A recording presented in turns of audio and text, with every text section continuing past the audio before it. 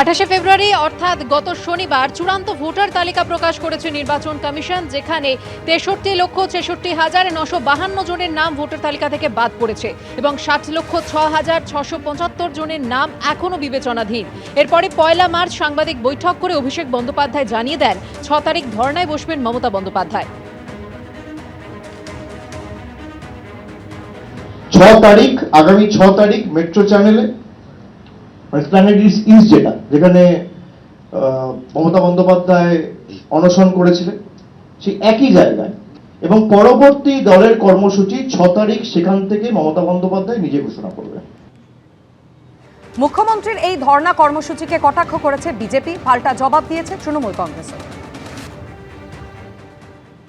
Mamata Bandyopadhyay practice করছেন, কারণ এরপরে উনি বিরোধী দলনেত্রী হয়ে যাবেন, তখন ওনাকে ধর্নাতে বসতে হবে বিজেপির মুখ্যমন্ত্রীর বিরুদ্ধে, তাই এখন থেকে প্র্যাকটিস করছেন। সারের প্রক্রিয়ার বিরুদ্ধে যে উনি এই আন্দোলনগুলো করছেন, তাতে সেটা তো খালি দলের মানুষকে ঢুকিয়ে দিন এ কথা বলছেন না। বাদ যাচ্ছে যারা, তারা তো অন্য দলেরও সমর্থক হতে পারে। তাহলে গোটা সব মানুষকে নিয়ে তার আন্দোলন, প্রতিবাদটা যখন তিনি গোড়ার থেকে করেছেন, বিরোধীতে যখন ছিলেন তখন থেকে যে প্রতিবাদ করেন, আজও অন্যায়ের প্রতিবাদ করেন, মাটিতে থেকে করেন, রাস্তায় থেকে করেন। তবে মেট্রো চ্যানেলে মুখ্যমন্ত্রী মমতা বন্দ্যোপাধ্যায়ের ধর্ণা অবস্থা নতুন নয়। তিনি যখন বিরোধী নেত্রী ছিলেন তখন সিঙ্গুরে জমি অধিগ্রহণের প্রতিবাদে এই মেট্রো চ্যানেলেই অনশনে বসেছিলেন তিনি। মুখ্যমন্ত্রী হওয়ার পর 2019 সালেও মেট্রো চ্যানেলে ধর্ণায় বসেছিলেন মমতা বন্দ্যোপাধ্যায়। সারদা মামলায় পুলিশ কমিশনার রাজীব কুমারের বাড়িতে সিবিআই হানার প্রতিবাদে চলে ধর্ণা। এবার এসআইআরে চক্রান্ত করে বৈধ ভোটারদের নাম বাদের প্রতিবাদে সেই মেট্রো চ্যানেলেই ধর্ণা। তৃণমূল সূত্রে খবর, এখান থেকেই পরবর্তী কর্মসূচি ঘোষণা করবেন তিনি। তবে এই ধর্ণা কতদিন চলবে সে বিষয়ে স্পষ্ট করে কিছু জানানো হয়নি। আমরা আছি কলকাতার মেট্রো চ্যানেলে, এবং মেট্রো চ্যানেল কলকাতার কার্যত হৃৎপিণ্ড। সেই জায়গায় এইভাবেই মঞ্চ তৈরি করা হয়েছে। মূল মঞ্চ যেখানে মমতা বন্দ্যোপাধ্যায় ধর্ণায় বসবেন, সেই মঞ্চ এভাবেই 3 রঙে চাঁদোয়া দিয়ে সেজে উঠেছে এবং সেই মঞ্চ তৈরির কাজ চলছে। মঞ্চের দুদিকে একটা বড় পরিসর ফাঁকা রাখা হয়েছে, যেটা নেতা মন্ত্রী যারা আসবেন সেখানে তাদের বসার জায়গা হবে, এবং তার পাশে অর্থাৎ মেট্রো চ্যানেলের একদিকটা সাধারণ মানুষ, দলের কর্মী সমর্থক, তারা এসে জড়ো হবেন। এসআইআর ইস্যুতে আক্রমণের ঝাঁজ আরও বাড়িয়ে আজ ধর্নায় বসতে চলেছেন মুখ্যমন্ত্রী মমতা বন্দ্যোপাধ্যায়। দুপুর 2টোয় ধর্মতলায় মেট্রো চ্যানেলে ধর্নায় বসছেন মমতা বন্দ্যোপাধ্যায়। সূত্রের খবর, রাতেও ধর্নায় থাকতে পারেন তিনি। এর আগে এসআইআর ইস্যুতে পথে নেমে প্রতিবাদ করেছেন তিনি। ভুক্তভোগীদের সঙ্গে নিয়ে জ্ঞানেশ কুমারের সঙ্গে দেখা করে নালিশও জানিয়েছেন মমতা বন্দ্যোপাধ্যায়।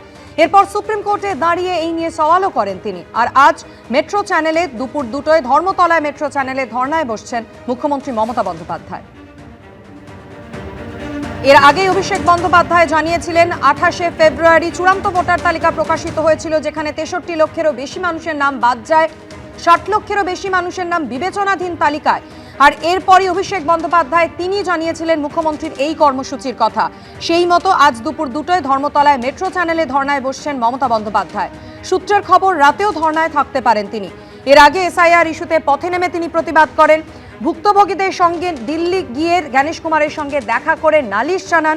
সুপ্রিম কোর্টে সশরীরে দাঁড়িয়ে সওয়াল পর্যন্ত করেছিলেন মমতা বন্দ্যোপাধ্যায়। এবার মেট্রো চ্যানেলে ধর্নায় বসতে চলেছেন তিনি আজ দুপুর 2টোয়।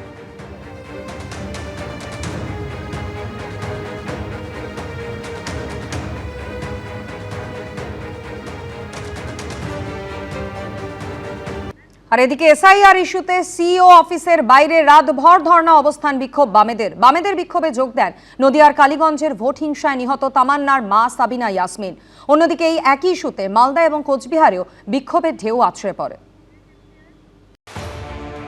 প্রথম দফার চূড়ান্ত ভোটার তালিকা প্রকাশ হয়েছে, যেখানে 63.5 লক্ষের বেশি নাম বাদ গেছে বলে কমিশন সূত্রে খবর। আরও 60 লক্ষের বেশি নাম এখনো বিবেচনাধীন। ভোট ঘোষণার আগে এই তালিকা নিয়েই বিক্ষোভ আছড়ে পড়ছে কলকাতা থেকে জেলায়। এসআইআর ইস্যুতে বুধবার বিকেল থেকে সিইও অফিসের বাইরে অবস্থান বিক্ষোভ শুরু করে বামফ্রন্ট। 60 লক্ষ ভোটারকে বেকায়দায় ফেলে দেওয়া হয়েছে। তাদের ইস্যুটা সর্ট আউট না করে ভোট তো হতে পারে না। আমরা একটা ভোটারকে বাদ দিয়েও ভোট যদি করতে চায় তাকে আমরা সমর্থন করব না। এদিন বামেদের বিক্ষোভ কর্মসূচিতে যোগ দিতে আসেন ভোট হিংসায় নিহত তামান্না খাতুনের মা। একটা বৈধ ভোটার যেন বাদ না যায়, সেই জন্য আমি ওখানে ধর্নায় বসতে যাচ্ছি। অন্যদিকে মালদার টাউন হলে এই একই ইস্যুতে বিক্ষোভ দেখায় কংগ্রেস। সামনে যে নির্বাচন 2026-এর নির্বাচন, সেটাকে কেন্দ্র করে একটা strategy election commission BJP Trinamool নিয়েছে, যে আমাদের মধ্যে বিভাজন করে পোলারাইজেশন করে তারা ভোটে নামতে চাইছে। আমাদের দাবি যে যতদিন প্রকৃত ভোটার, জেনুইন ভোটার, তাদেরকে এই এডুকেটেড লিস্ট নাম করে যে বাদ দেওয়া হয়েছে, তাদেরকে ভোটার লিস্টে যতদিন অ্যাড না করা হয় আমাদের আন্দোলন চলবে। আজকে কংগ্রেস এখানে জাগ্রত হওয়ার চেষ্টা করছে, মানুষ বুঝে কে এই যারা ডিপ্রাইভড হচ্ছে ভোট কাস্টিংয়ে, তাদের জন্য লড়াই করছে। কোচবিহারের তুফানগঞ্জে ভোটার তালিকায় নাম বাদের প্রতিবাদে বিক্ষোভের ঢেউ আছড়ে পড়ে। নাগরুরহাট তুফানগঞ্জ রাজ্য সড়কে টায়ার জ্বালিয়ে পথ অবরোধ করেন স্থানীয়দের একাংশ। রুমা পাল, অভিজিৎ চৌধুরী ও শুভেন্দু ভট্টাচার্যর রিপোর্ট, এবিপি আনন্দ। রাজ্যসভা নির্বাচনে বিধানসভায় মনোনয়ন পেশ করলেন পশ্চিমবঙ্গের 5 প্রার্থী। তৃণমূলের তরফে মনোনয়ন জমা দিলেন রাজীব কুমার, কোয়েল মল্লিক, মেনকা গুরুস্বামী, বাবুল সুপ্রিয়রা। মনোনয়ন পেশ করলেন বিজেপির রাহুল সিনহাও। পাশাপাশি এদিন রাজ্যসভায় প্রার্থী হবার জন্য মনোনয়ন জমা দিলেন নীতিশ কুমারও। বিধানসভা ভোটের আগে রাজ্যসভায় ভোট। পশ্চিমবঙ্গের 5টি আসনে হবে ভোট। বৃহস্পতিবার বিধানসভায় সচিবের কাছে মনোনয়ন জমা দিলেন তৃণমূল ও বিজেপি প্রার্থীরা। রাজ্যসভায় প্রার্থী তালিকায় চমক দিয়েছে তৃণমূল। তালিকায় রয়েছেন প্রাক্তন ডিজিপি রাজীব কুমার, সুপ্রিম কোর্টের আইনজীবী মেনকা গুরুস্বামী। বৃহস্পতিবার বিধানসভার সচিবের কাছে নিজের মনোনয়ন জমা দেন তারা। মাদার টেরেসার একটা কথা আছে, সেন্ট মাদার টেরেসার একটা কথা আছে, ওনার ওয়ার্ডে বলছি, I trust God will not give me a responsibility which I cannot handle. I just wish that he did not trust me so much. Thank the Honorable Chief Minister and Trinamool Congress for giving me this opportunity. এদিন তৃণমূলের তরফে মনোনয়ন জমা দেন অভিনেত্রী কোয়েল মল্লিক।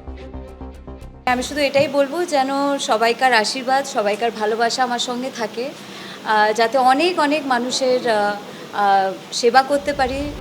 রাজ্যসভা নির্বাচনে BJP প্রার্থী করেছে রাহুল সিনহাকে। এদিন বিধানসভার সচিবের কাছে মনোনয়ন জমা দেন তিনিও। মনোনয়নপত্র জমা দেওয়ার জন্য পার্টি আমাকে যে সুযোগ দিয়েছে, সেই সুযোগকে পুরোপুরি কাজে লাগাবো এবং বাংলার মানুষের কথা, দেশবাসীর মানুষের কথা, বাংলা এবং দেশের বিভিন্ন সমস্যা লোকসভাতে অর্থাৎ রাজ্যসভাতে আমি তুলে দেব। এদিনই রাজ্যসভার প্রার্থী হিসেবে মনোনয়ন জমা দিলেন বিহারের সদ্য প্রাক্তন মুখ্যমন্ত্রী নীতিশ কুমার। মনোনয়নপত্র দাখিলের সময় তার সঙ্গে ছিলেন কেন্দ্রীয় স্বরাষ্ট্রমন্ত্রী অমিত শাহ, আশাবুল হোসেন, উজ্জ্বল মুখোপাধ্যায়। এবিপি আনন্দ। এবিপি আনন্দ, এগিয়ে থাকে, এগিয়ে রাখে।